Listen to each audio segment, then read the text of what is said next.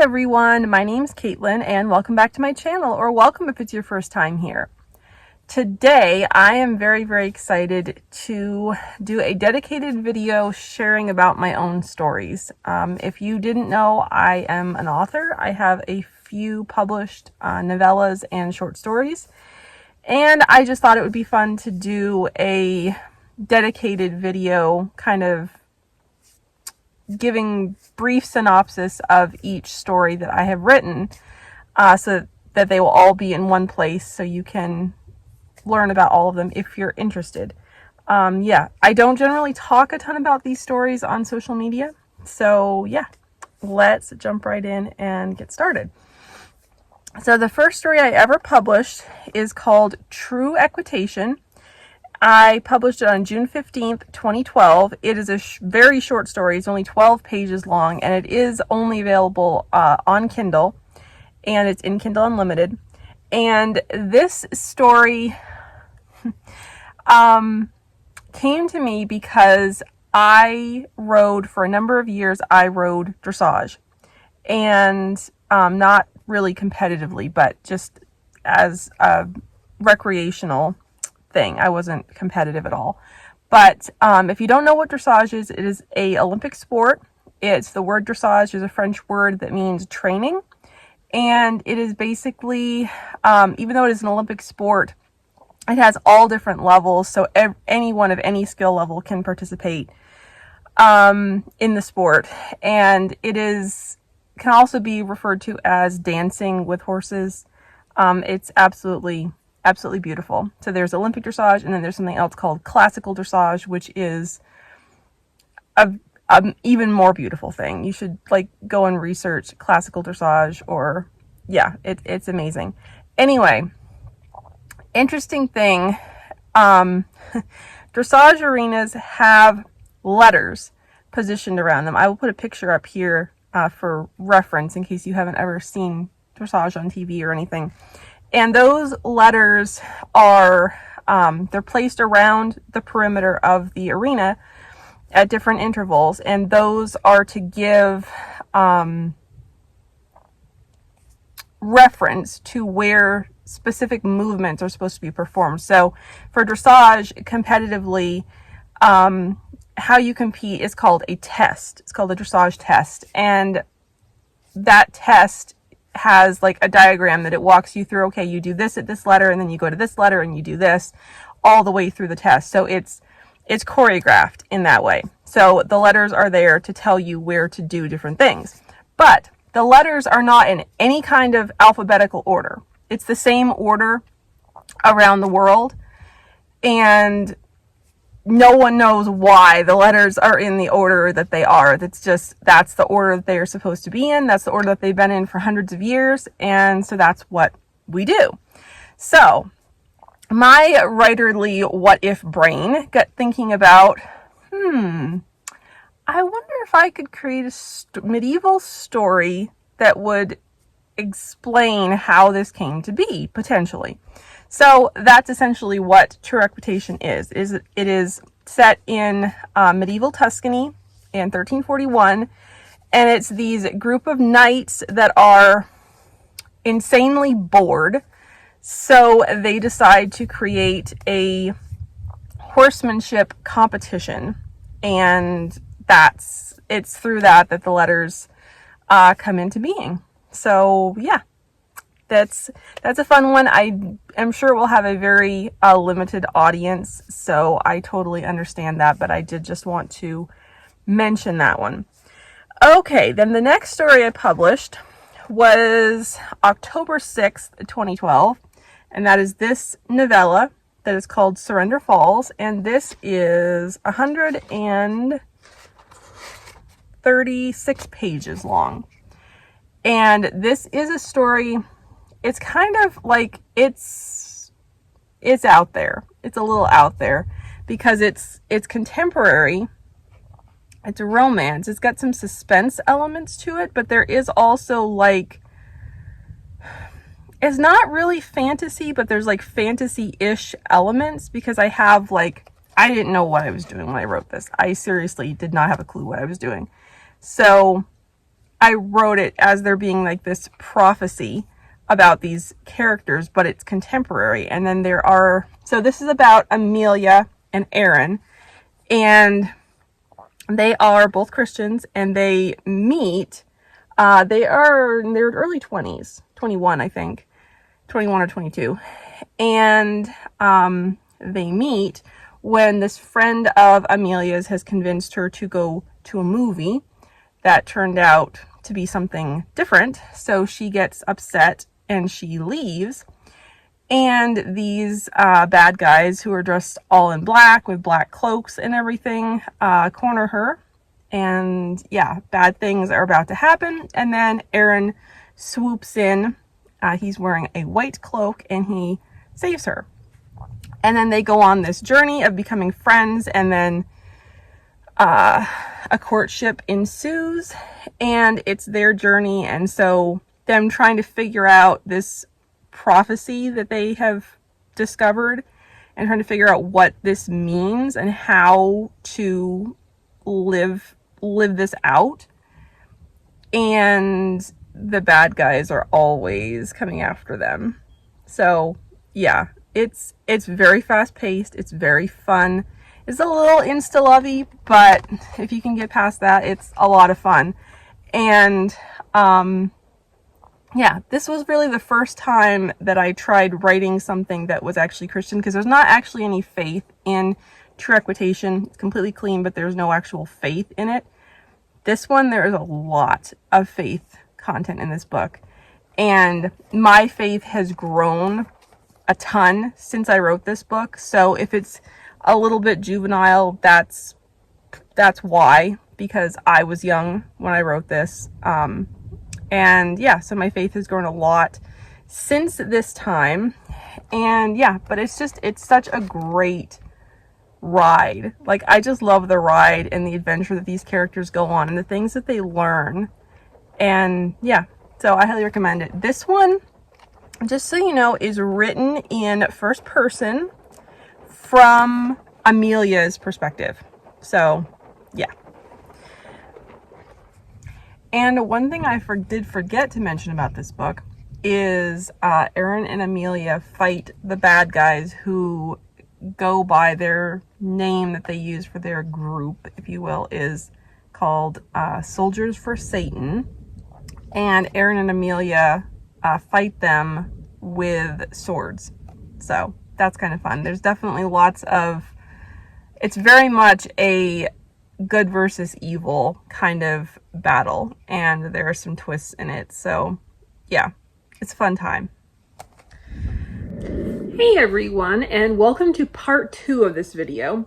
So yeah, I was filming in the car earlier, and yeah, we got a bit of a thunderstorm. The rain was coming down pretty good, so yeah, you would not have been able to hear me. So I kind of drowned out, so had to move to plan B for the rest of this video. So the next book was on July 17th, 2016. So I didn't publish anything for 4 years, from 2012 to 2016.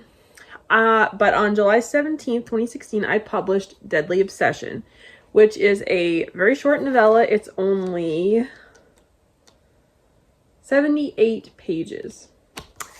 And this is about Kennedy Stevens, who is a teenage FBI agent who works undercover to help capture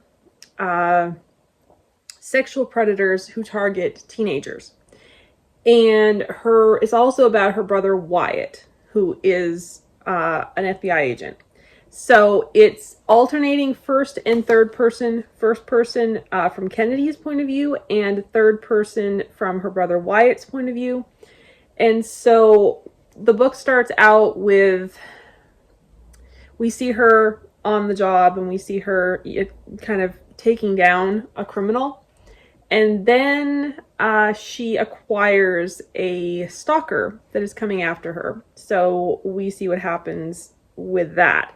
There's a lot of suspense. There's a lot of action. I will say in the very early, I think it's in chapter 2, there is a attempted sexual assault, but it is very non-descriptive, and nothing happens. Like, literally nothing happens, but that is what that's what the guy is intending, but nothing actually happens. So rest assured of that. I do want you to be aware that that is in there, but in my opinion, it is not descriptive. I don't think anyone should have an issue with it.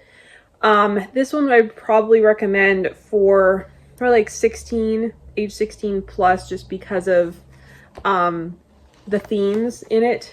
It's very, very, very clean, but it does tackle tough topics, and Kennedy is struggling with her faith. So the faith journey that she goes on in this book is probably one of my favorite things I've ever written. So yeah, it's very suspenseful, very fast paced. You can read it in a couple of hours. And yeah, I loved writing this book. I had so much fun writing this. I really did. I just loved it so much. So yeah, I hope you check it out. It's yeah, it's definitely one of my favorites. And I am hoping, because I put these covers together in the Amazon cover creator that they had, and it's good, but it doesn't really scream the suspenseful story that it is. So my hope is to get a new cover for this one this year, hopefully in 2025. We'll see if that happens or not, but that is my hope. Okay, and then lastly, I have another short story. This one is 31 pages long. It is called Love Rescues. And I published this on August 3rd, my birthday, in 2018. And this is about Rick Manning. And Rick is a very, very small role. He has a very small role in Deadly Obsession. He is one of Wyatt's friends and colleagues, but he's only, like, you don't even hardly ever see him. He's just mentioned.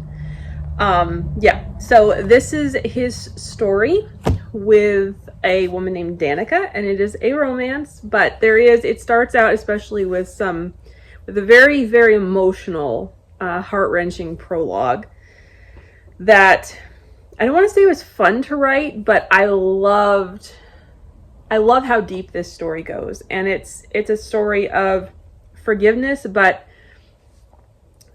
what do you do when you give something to God, but you can't forgive yourself?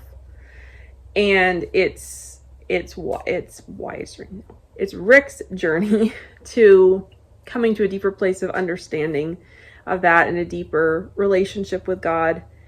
And yeah, there's definitely, it's a romance. There's definitely some heart-wrenching scenes and some suspenseful scenes as well, because I can't seem to write anything without some element of danger in it somewhere. So yeah, those are the books I have out currently. Now I would like to finish off this video, I would like to give you a sneak peek of Deadly Obsession. So I am going to go ahead and read the first chapter. So here goes. Chapter 1. My eyes shot daggers, or maybe more like 9mm bullets, at my computer screen. I nearly gagged at the thought of how many girls had bought the rubbish that the online predator was spewing and paid with their lives. As I typed one final line into the chat window confirming our date for the following night, an evil smile came over my face. Boy, are you in for a surprise when you discover that I am not your typical teenage victim. I have the entire government, SWAT teams and all, behind me, ready and willing to move in at the first sign of trouble. You have no idea who you have messed with this time. I leaned backward in my chair and propped my feet up on the desk. Reaching forward, I withdrew an object from my desk drawer. I fingered the flashy gold badge in my hands and tried to think of an excuse for missing Miranda's sleepover tomorrow night. An excuse that would show my genuine disappointment without giving away too many details. I sighed and glanced at my badge again. Sometimes it's hard to be a 16-year-old girl and an FBI agent. I mean, I know the work I do is important, but sometimes I just wish I could let my friends in on the gig. I sighed again and my eyes found the clock on the wall. Time to leave for school. Time for Kennedy Stevens to morph from agent to high school student.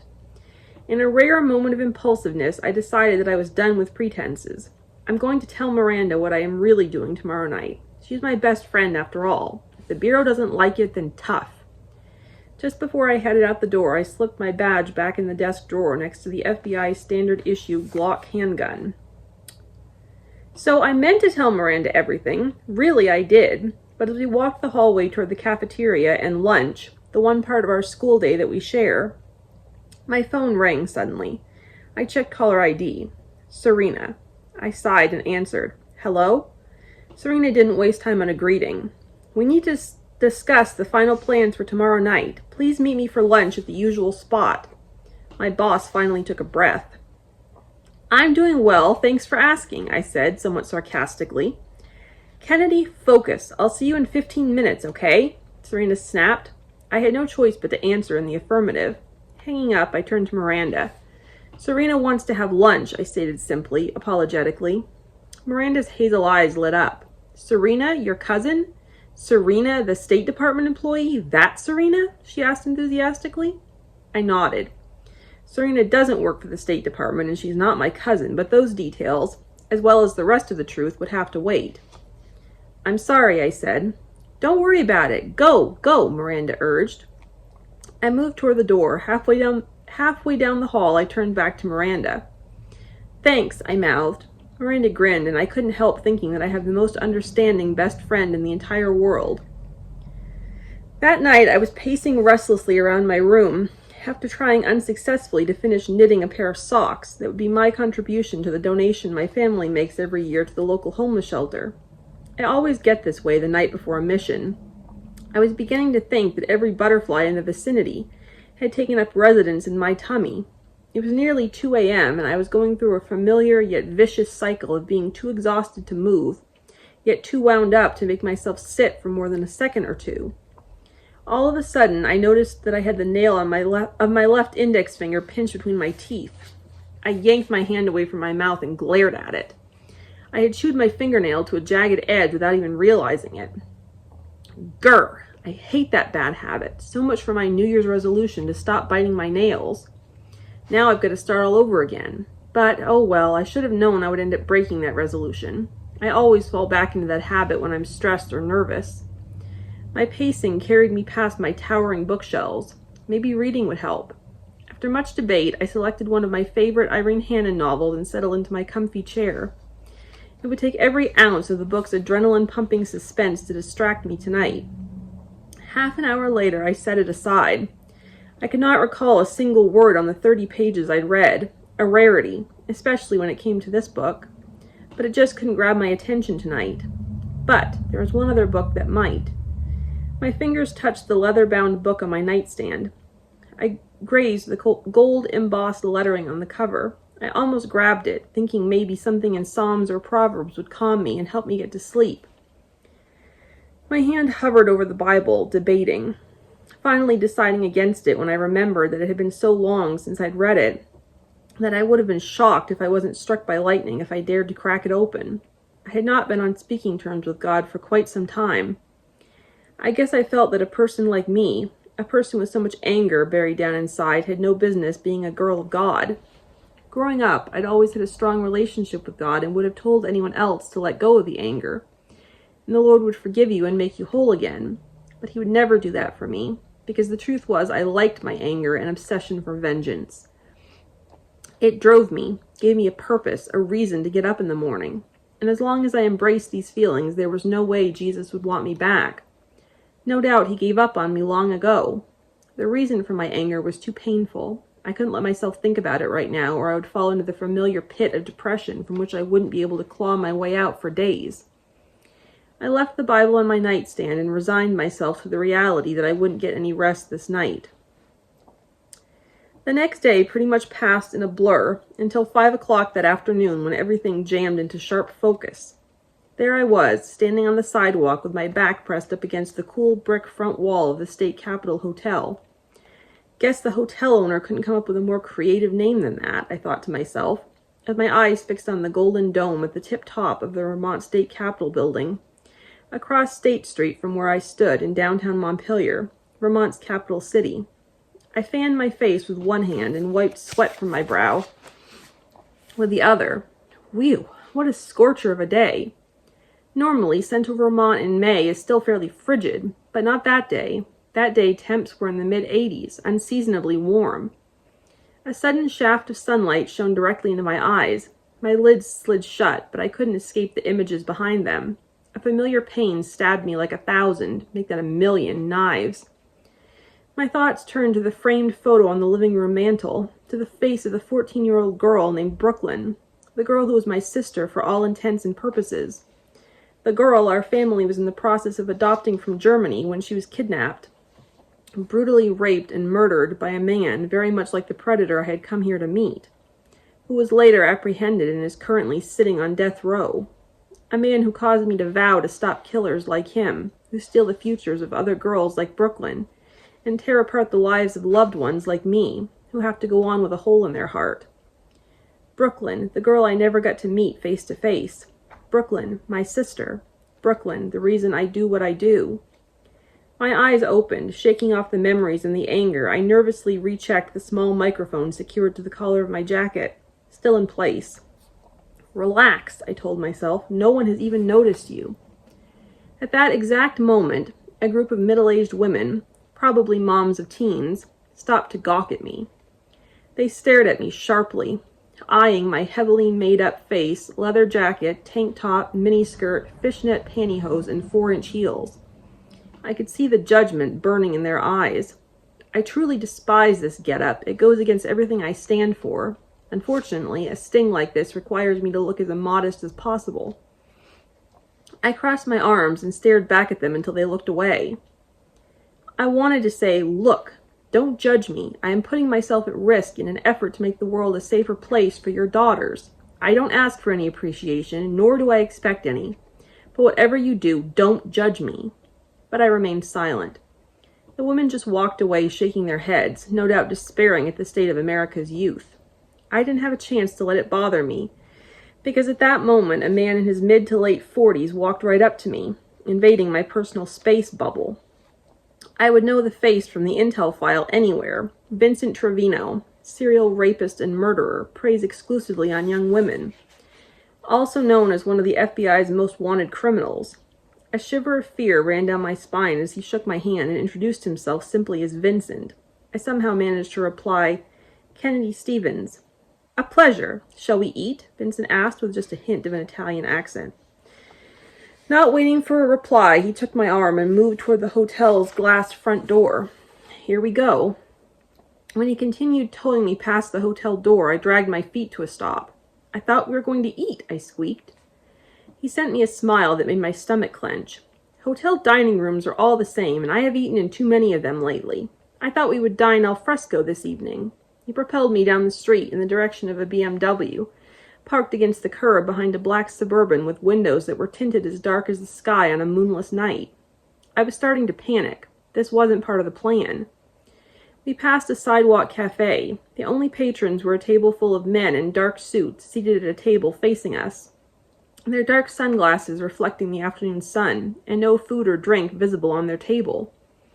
By all appearances, they were hard-working businessmen out for dinner with their buddies. A waitress with a dreamy look in her eyes and a plunging neckline that revealed far more skin than necessary smiled at each man in turn with a way-too-friendly lift of her lips. I chuckled inwardly as I tried to imagine her expression if she were to see the Glock concealed under each suit coat. I gave an infinitesimal nod to the FBI agents seated at the table. They gave no indication of having seen it. They were good, very good. At the last possible moment, one man removed his sunglasses and lifted his head.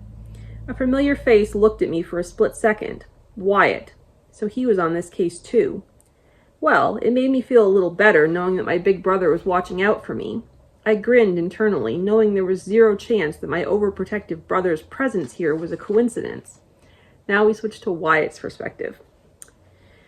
Adrenaline zipped like ice water through Wyatt's veins. He swallowed, hard.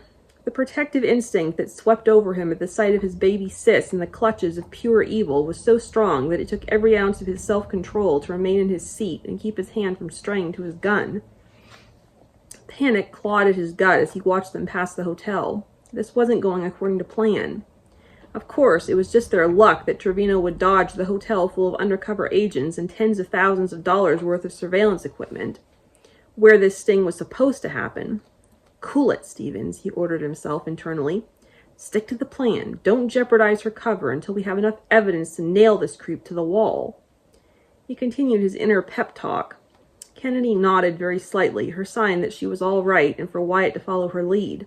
He didn't like it. He wished Kennedy was wearing an earpiece so that he could order her to abort the mission, but there was nothing he could do except sit there and watch Trevino propel Kennedy down the street.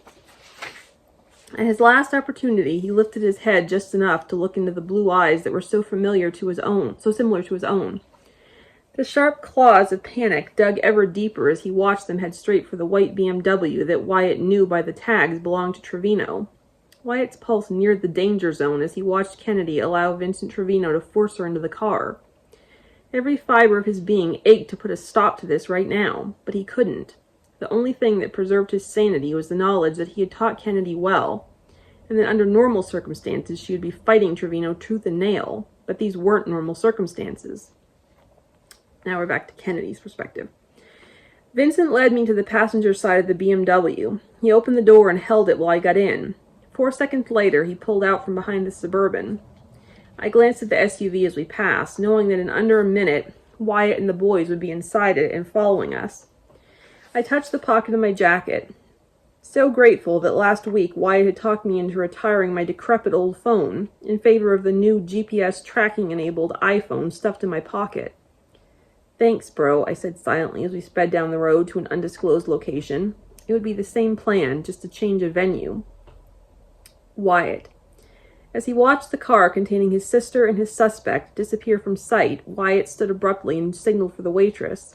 They had ordered nothing, but he handed her a $20 tip.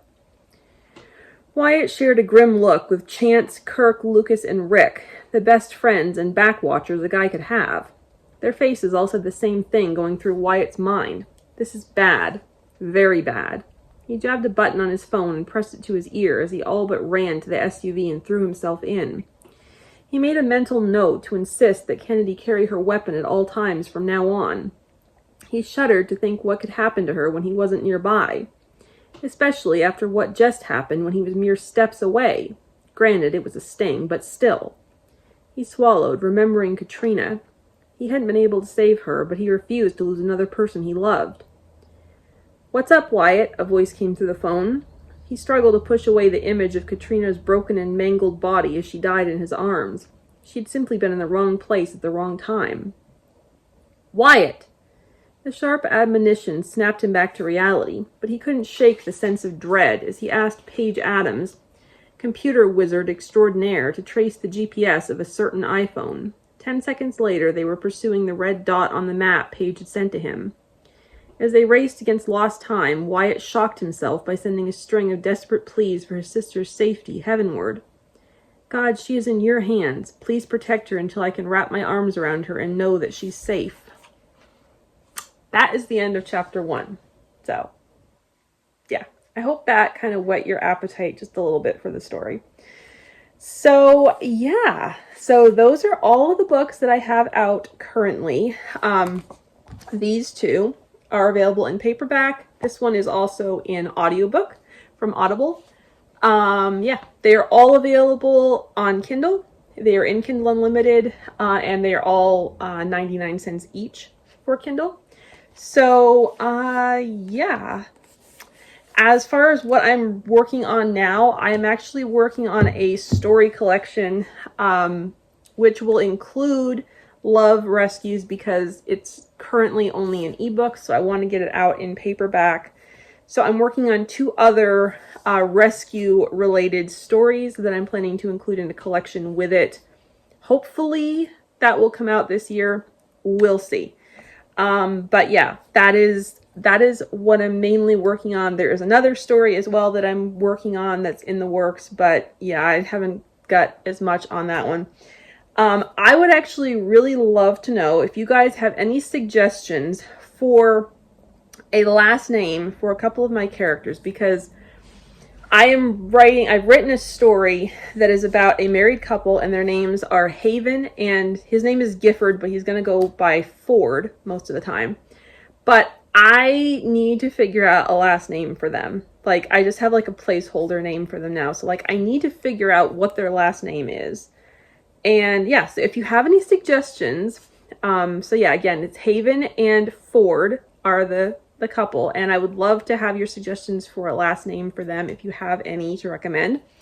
I also would love to know if anyone has any really great, cute, fun, like punny names for a coffee shop, because I have a fictional small town that I'm creating, and yeah, I'm gonna need a place for the characters to hang out, and so I'm probably gonna have a coffee shop, but I am terrible with coming up with names for things. So yeah, if you have any suggestions for cute, quippy, witty coffee shop names, leave them down below as well, and I will, for certain, whenever this book is published,